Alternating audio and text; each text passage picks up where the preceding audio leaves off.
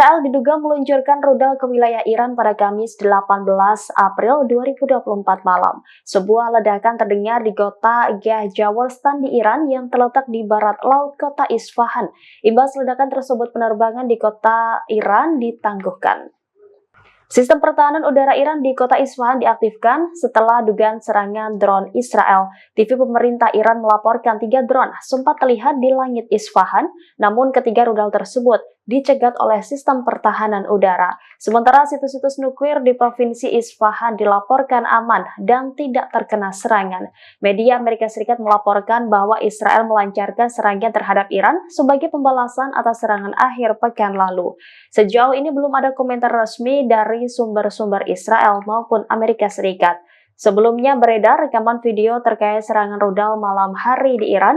Dalam keterangan unggahan disebut sistem pertahanan udara di Isfahan, Iran menghadapi sasaran musuh. Video tersebut juga memperlihatkan rudal-rudal berterbangan di langit Iran. Beberapa kali kilatan cahaya juga terlihat di langit Iran yang masih gelap.